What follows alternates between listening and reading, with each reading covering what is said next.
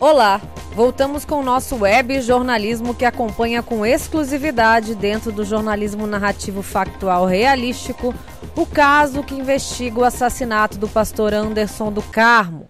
Flor de Lis dos Santos Souza, sua esposa, é ré junto com seus 7 filhos e uma neta. Ela é acusada de ser a mandante do crime. Flor de Lis é pastora, cantora e deputada federal e por isso aguarda o julgamento em liberdade por ter imunidade parlamentar, uma medida que serve para resguardar políticos criminosos e dificultar possíveis prisões imediatas. Temos uma série documental com o passo a passo do caso, que é complexo por envolver muita gente e por ser uma trama que trata de um tema familiar, político e religioso, e uma série de incoerências envolvendo a vida e as posições sociais dos acusados. Polêmicas surgem à ordem do dia. Novos investigados relacionados ao bando com direito à violência contra vulneráveis e não só.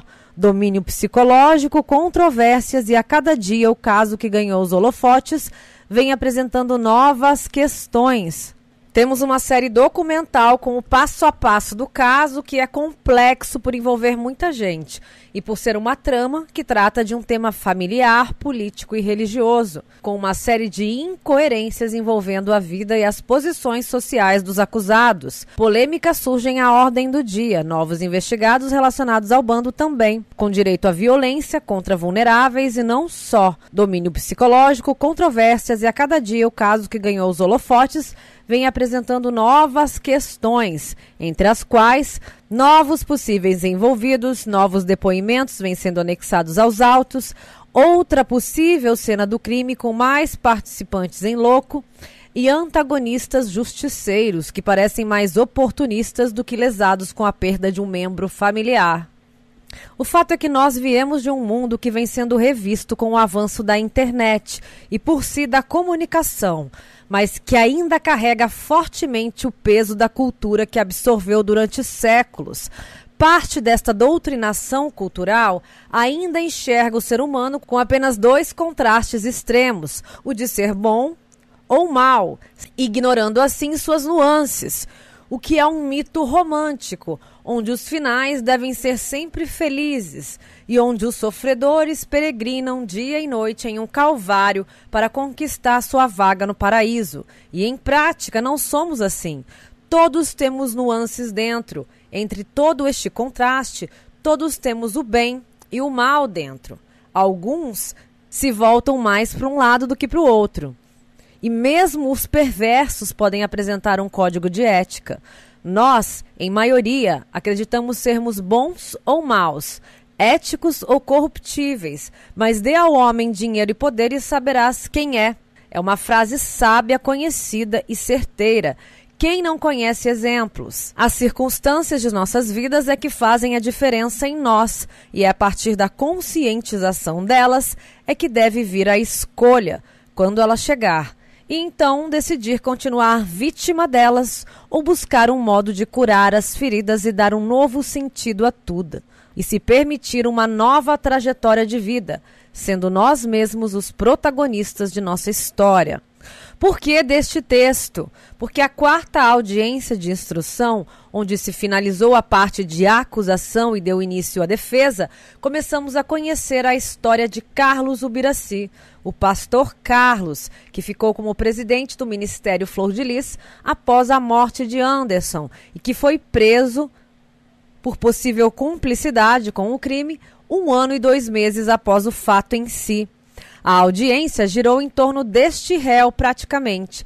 Carlos permanece no tribunal durante horas, algemado, com a cabeça baixa e inexpressivo. Claro, não pode se expressar, mas ao menos mudar a posição do pescoço poderia. Eu, por exemplo, não conseguiria permanecer assim por minutos, que dirá por 10, 13 horas. Carlos Ubiraci chegou ao Jacarezinho aos 12 anos de idade, conheceu o trabalho de Flor de Lis através da igreja que frequentava e desde que a conheceu se mudou para sua casa e de lá nunca mais saiu. Carlos, André e o Bigode foram descritos como os mandados de Flor de Lis e Anderson, sempre. Durante quase 30 anos obedeceram a tudo seus mandos e desmandos, sem questionar, sem entrar em atrito. Carlos é descrito, de modo geral, como aquele que dava afeto às crianças, o afeto que faltava, e quem buscavam para conversar sempre que queriam um conselho ou um direcionamento. Mas o que foi levado em juízo também foi que Carlos jamais poderia conceder qualquer coisa que não fosse autorizada por Flor de Lis. Deveria acatar tudo sempre, sem questionamentos, e pior, sujeito a pregadas, termo utilizado por uma das testemunhas de defesa. Carlos começou como responsável pela cozinha da casa, ainda jovem, e hoje seria o presidente das igrejas por ser o mais velho e um pastor com um ministério, como chamam, muito próspero. Mas no dia 24 de agosto deste ano, tudo isso foi interrompido. Carlos foi preso pelo delegado Alan Duarte, que estava à frente das investigações, antes de se tornar o segundo delegado do caso a ser transferido. Carlos foi preso. Carlos era casado com Cristiane, que também se tornou uma pastora. Cristiane, segundo nos relataram, seria uma mulher acomodada com a vida que tinha na família. Era depressiva também e obediente a Flor de Lis e Anderson. Existem controvérsias relacionadas a Cristiane, mas não podemos comprovar. Seriam apenas suposições levianas. Carlos era o caseiro da casa até a sua prisão e tem 3 filhas. Roberta, que chegou à casa a Flor de Lis muito pequena, foi adotada por Anderson e Flor de Lis, mas designada a ser filha de Carlos e Cristiane, e assim foi. Roberta demonstrou um carinho, amor e gratidão enormes pelo pai afetivo, que, segundo seu relato, sempre foi um bom amigo e conselheiro, e pouco valorizado por Flor de Lis e Anderson. Roberta disse ter cansado de ver o pai sofrer humilhações na casa, que foi um alívio ter se casado e poder deixar o local, algo que seu pai não conseguia fazer.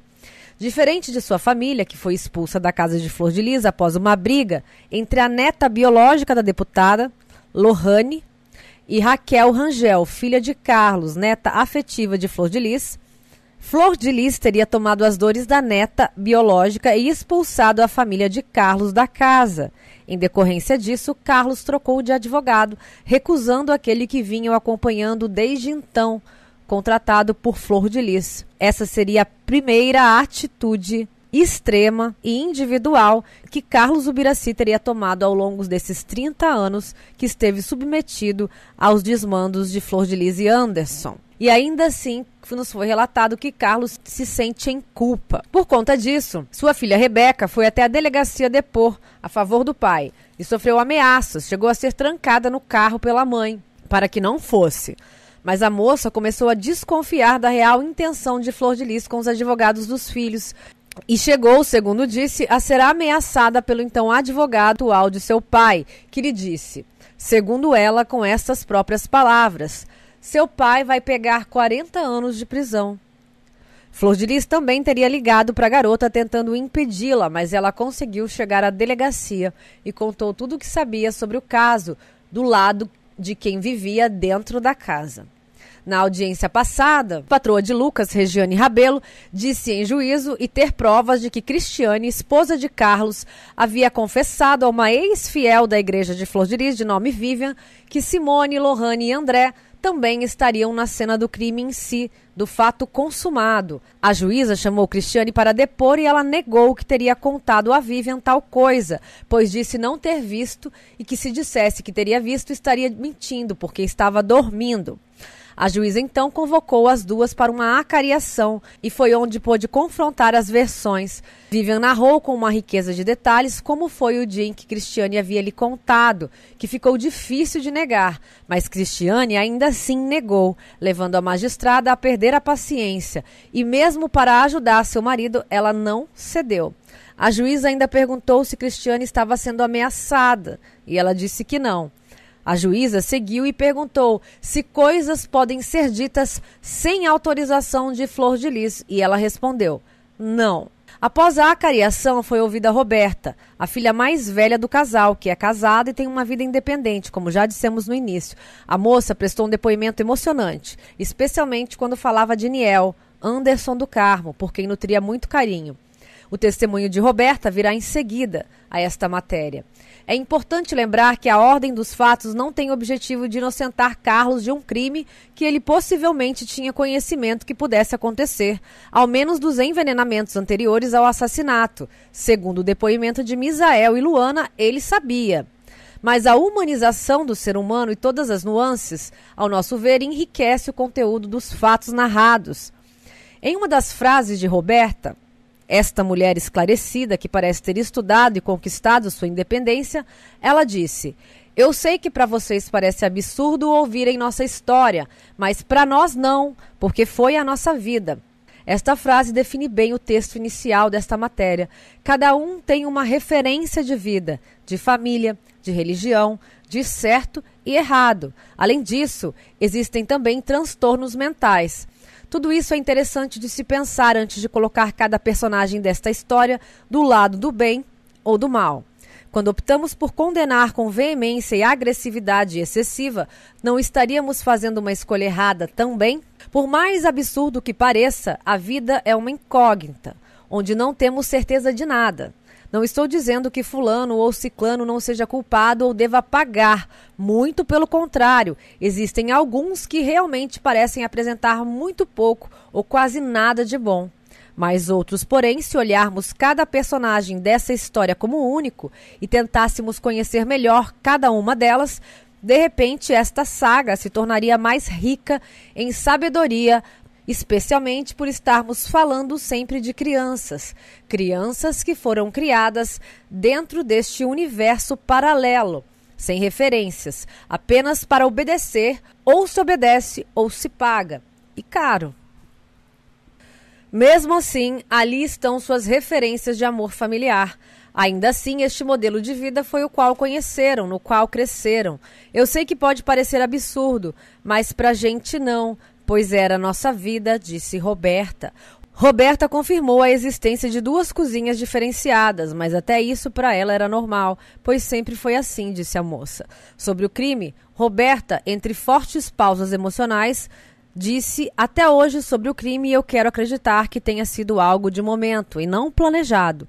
Eu amava Rayane, éramos muito amigas. É devastador imaginar que ela esteja envolvida. O mundo de muitos dos membros da casa, da família, parece ter desabado em partes com o assassinato de Niel. Parte desta muralha desabou. Desde a expulsão de minha família, eu tive pouco contato com minha mãe. O depoimento de Roberta é extenso e será o primeiro a ser retratado aqui, com a introdução que será a acariação entre sua mãe e Vivian.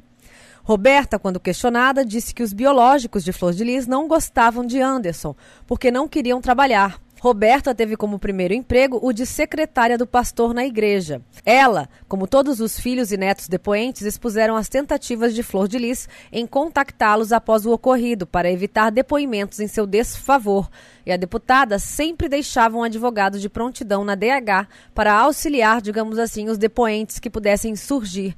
E, estranhamente, a deputada sempre sabia quem iria depor e quando. Meu pai, às vezes, dizia que ia sair de lá, mas ela exercia um domínio muito grande sobre ele, disse Roberta. A segunda depoente foi Érica dos Santos Souza, filha adotiva de Flor de Lis e Anderson, apelidada pelo pastor de Cacá. Chegou recém-nascida na casa e esta foi sua referência de vida. Na época, o casal Anderson e Flor de Lis ainda não repassavam a criação dos filhos mais novos aos mais velhos. Érica conta que Simone não gostava das crianças por quererem afeto de Flor de Lis e os destratava, como se uma criança tivesse culpa de sua condição de vida. Um conflito muito grande é perceptível na história da casa, onde todos foram criados pela mesma pessoa, uns com um objetivo e afeto, e outros por outros objetivos e, ao que parece, com muito pouco carinho. Érica diz ter sido criada à base de arroz com salsicha e sopa de galinha, entre outras coisas, que eram acordados cedo para fazerem as funções da casa. Do contrário, mais violência. Foi ela quem revelou o dia em que Flávio espancou Lucas Mudinho, um outro integrante da casa. A moça disse que as agressões de Flávio eram de socos e chutes contra crianças. Dá para imaginar isso? e que foi neste dia que André Bigode interferiu e dias depois levou tesouradas nas costas por Flávio, por ter defendido o menino. A moça, que não mora na casa há 6 anos, teria saído de lá para ir morar com seus parentes de origem inicialmente, mas que todos faleceram, pois viviam do crime. Por saber desta origem da tia, por ela ter vindo desta realidade pobre e violenta do Rio, Rayane veio se achegando a mim e me perguntou se eu conhecia algum bandido. Eu estranhei, disse a moça. Perguntei a ela e ela desconversou. Eu pensei que fosse para dar uma coça no Lucas dos Santos, o rapaz, porque ele estava frequentando a Boca, disse Érica. Érica revelou outro episódio inconcebível. Disse que teve uma briga com outra irmã, Júlia, e que então Simone teria chamado Carlos e André para corrigi-la. E eles me queimaram com o ferro, marcaram a minha mão com ferro quente, disse a moça. Aqui ficam evidentes nuances de cada um. Carlos, ao mesmo tempo que daria carinho aos demais, teria queimado a menina com ferro. É uma discrepância assustadora. Érica disse que seu pai, Niel, era muito carinhoso e que não gostava de ninguém andando de shorts curtos na casa. As revelações maiores que surgiram do depoimento de Érica serão apresentadas na matéria relacionada ao seu depoimento, que virá no decorrer da semana. Então foi ouvida Dayana Freire. Dayana chegou à casa de Flor de Lis aos 3, 4 anos de idade, no Jacarezinho, junto ao seu irmão de sangue, Alexandre. Na casa, foi adotada por Anderson e Flor de Lis e permaneceu lá até 2017, de onde saiu por se casar. A moça disse, através de seu depoimento em juízo, que elas costumavam forçar os namorados a casarem-se com elas, para que pudessem sair da casa.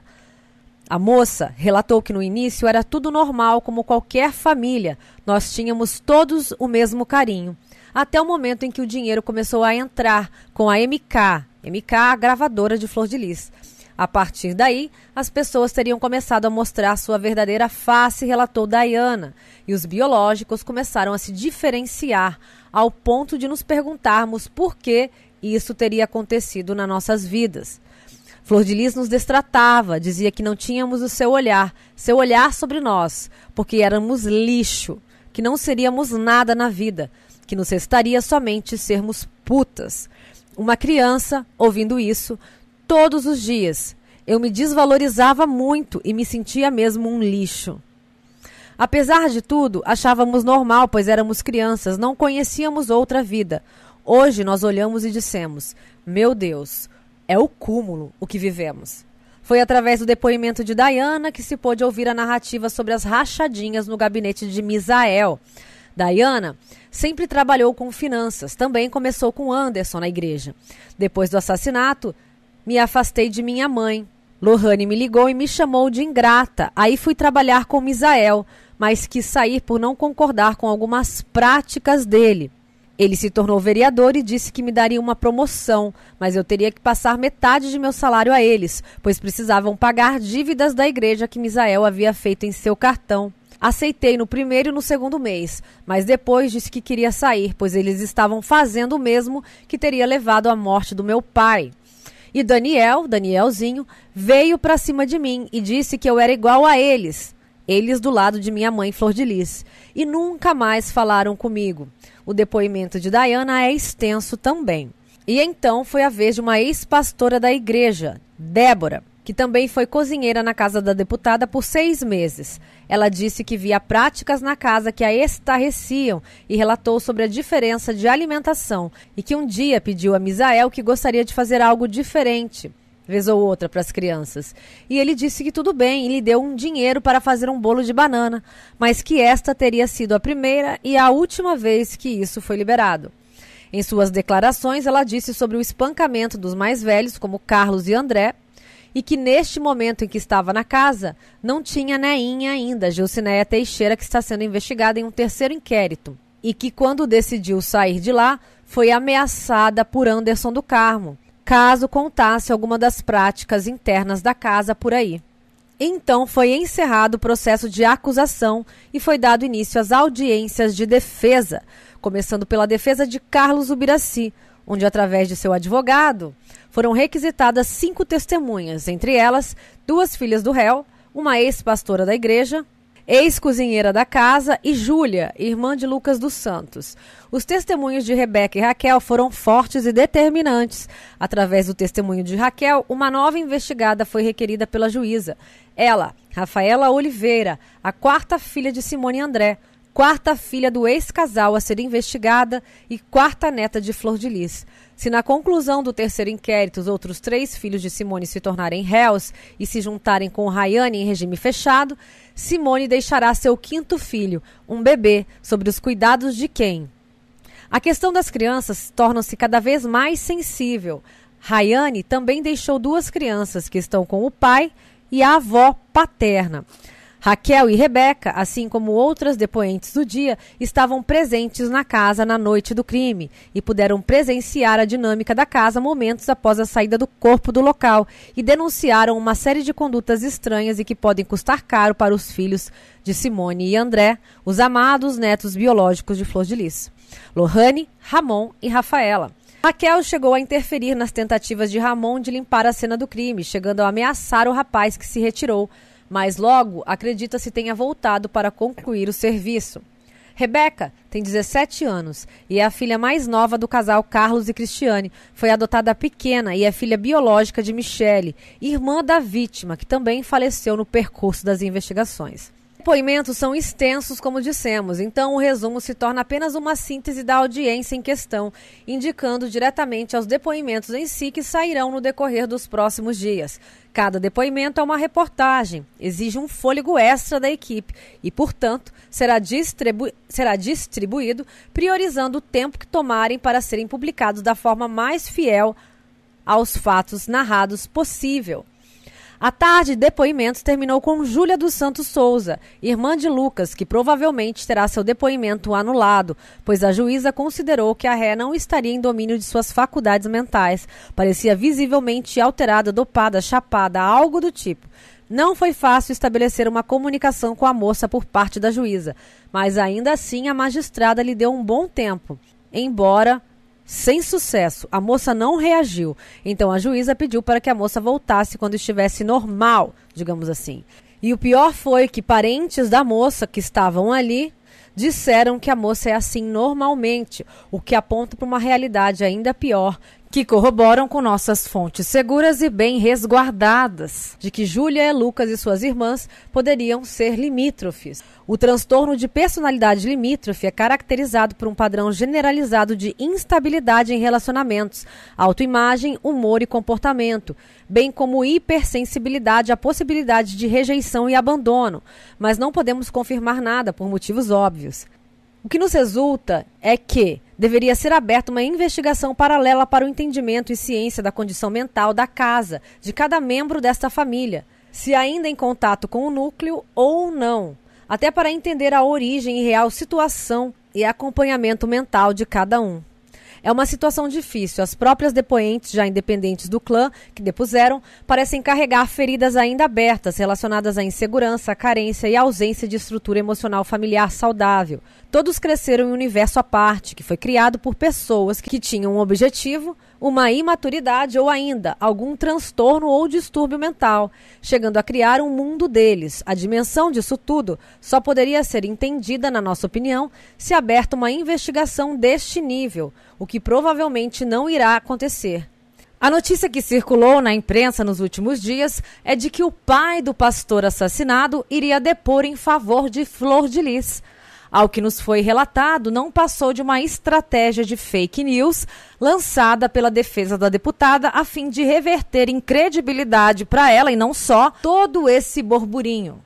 Não bastasse isso, no tribunal, Dr. Anderson Hollenberg, advogado de Flor de Lis, perguntou ao idoso testemunha se era da vontade dele continuar com o advogado. E ele disse que sim.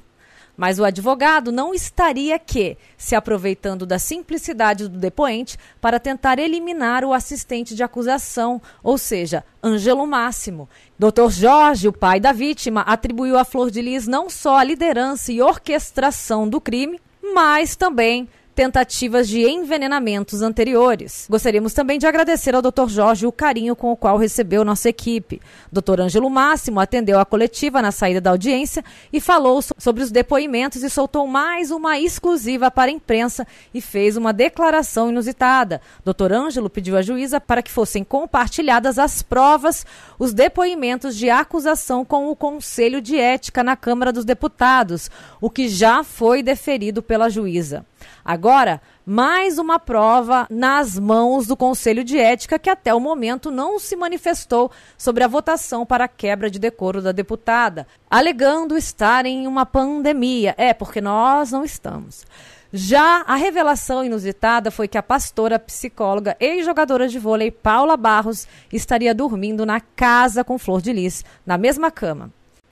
Essa história é de tirar o fôlego. Não sabemos o conteúdo por trás desta revelação, mas foi revelado por testemunhas em juízo e mais, que Paula estaria treinando cada membro da casa a como prestar depoimento e o que dizer, simulando como se ela fosse a delegada. Mais um relato da situação psicológica às quais estas crianças estão submetidas.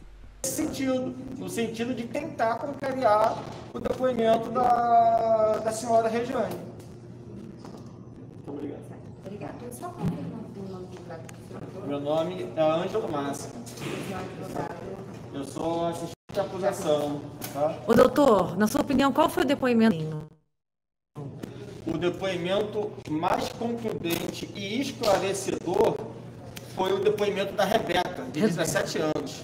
Olha só. Toda a coragem que a mãe precisava ter no sentido de ajudar o marido, de ajudar o pastor Carlos, a mãe não teve, a senhora Cristiane.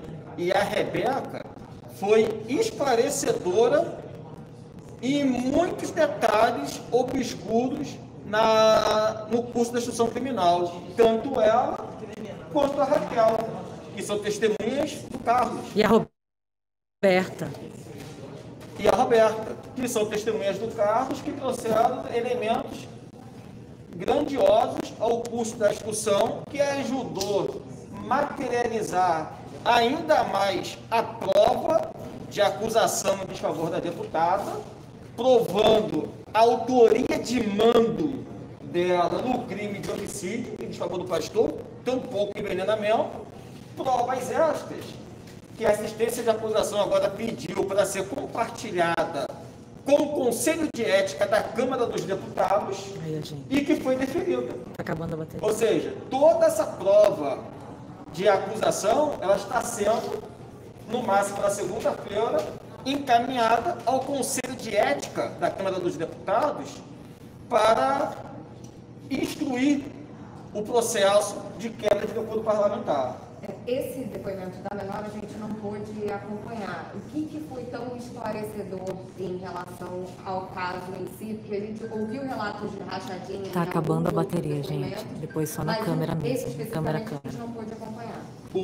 A Rebeca, ela é esclarecedora nos momentos de mando da Flor de Lis, no domínio dela na casa, onde nada se faz sem autorização da Flor de Lis. A Rebeca trouxe esclarecimento, tanto ela quanto a Raquel, quanto a Paula Barros.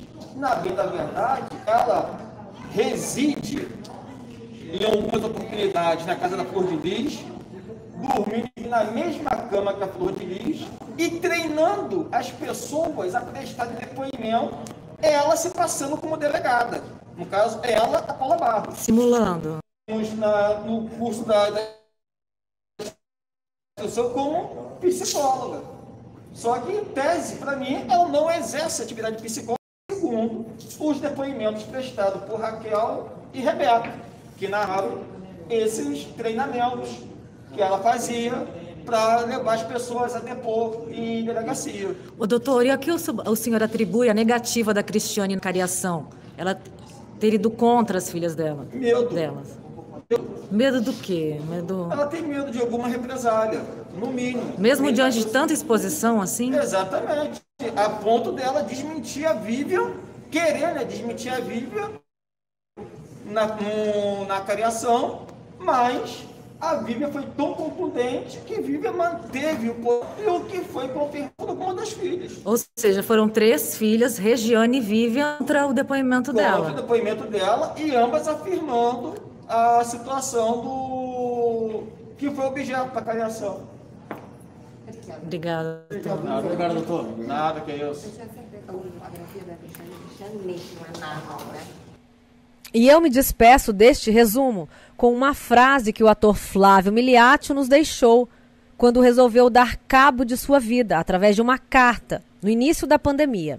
Ao desistir de tudo isso aqui, aos 85 anos de idade, o ator não quis esperar e disse que o ser humano não tinha dado certo. Então fez um pedido a todos nós: cuidem de nossas crianças.